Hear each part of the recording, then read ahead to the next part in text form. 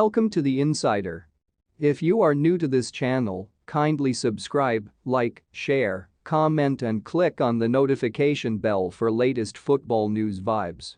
Ahead of Manchester City's home clash against Brighton, the often reliable Erling Haaland was on his joint longest Premier League scoring drought, but it took him just 19 minutes to break that dry spell on Saturday.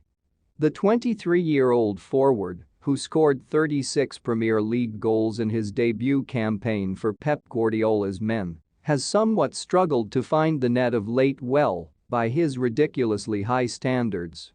But the Norwegian doubled City's lead in their game against Brighton with a great strike after Julian Alvarez opened the scoring. In fact, it was a rare goal from Haaland, who drilled it into the bottom right corner from outside the box.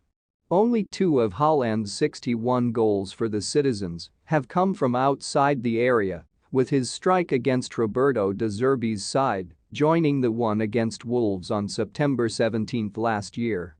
Haaland's effort at the Etihad on Saturday took his Premier League tally to 45 goals, which means he has already overtaken Ilkay Gundogan's record in England's top flight. And the former Borussia Dortmund striker has still never gone 3 consecutive Premier League games without scoring, a quite remarkable record all things considered. Pep Guardiola believes Haaland should win the Ballon d'Or after his record-breaking season at City.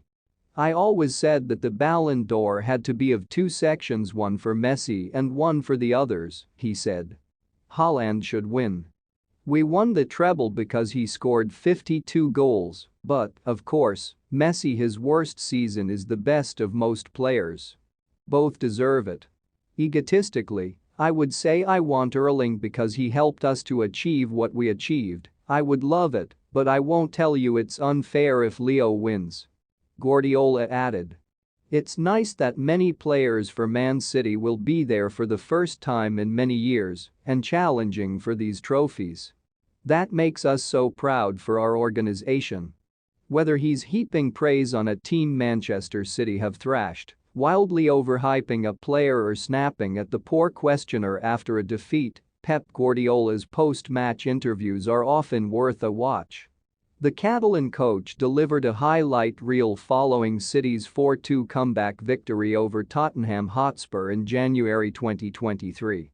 While chastising his side as a happy flowers team, Guardiola took aim at the Etihad crowd.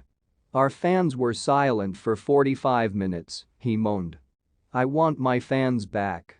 I want my fans that are here, not my away fans, they are the best. But my fans here to support every corner and every action." Whether City's stoic support took the barb from their own manager on board is open for debate. But the results certainly point towards an uptick. That triumph over Tottenham was the second in a dizzying sequence of consecutive home victories for Guardiola and his softly spoken support. A 2-1 win over Brighton 9 months later took City's tally to 21 on the spin across all competitions, a record for any Premier League club. To make the statistical milestone even sweeter, City surpassed the benchmark set by their fierce rivals Manchester United. Back when Sir Alex Ferguson was still firmly at the helm in the red half of Manchester, United strung together 20 straight wins at Old Trafford between December 2010 and September 2011. That run ended with a 3-3 draw against FC Basel, but City were the first team to beat United at Old Trafford after their winning streak. Roberto Mancini's side romped to an infamous 6-1 thrashing, with the mood captured by a supporter's commentary of the match. Cackling into the microphone as the goals flew past David De Gea, the fans screamed, "Take it! Take it! 3-0 at the Swamp." It's the stuff of dreams. City have not claimed the outright record. Sunderland's golden vintage from 1891-92 boasted 24 consecutive home victories. Football was a very different sport 131 years ago. Permanent crossbars were introduced midway through the season, and Sunderland's goalkeeper Ned Doig so vehemently insisted upon covering his receding hairline with a cap that he would abandon his goal to fetch it in the middle of a match if it was blown off by a gust of wind. Although, if anything, a wandering keeper makes Sunderland's feat all the more impressive. Guardiola's outburst after the victory over Spurs was not the first jibe he had fired towards his own fans. In 2020, the demanding manager implored the club's supporters to make sure the Etihad was full for every match. City's home ground was quickly rechristened the Etihad by opposition fans. During City's 21-game winning streak, the attendance did not drop below 50,000 in the 53,400 capacity stadium. More than half of this sequence has seen fewer than 400 empty seats. More than 52,000 were in attendance for the most impressive victory in this run, and perhaps throughout Guardiola's entire spell as City manager. The hosts suffocated reigning European champions Real Madrid in the second leg of last season's Champions League semi-final.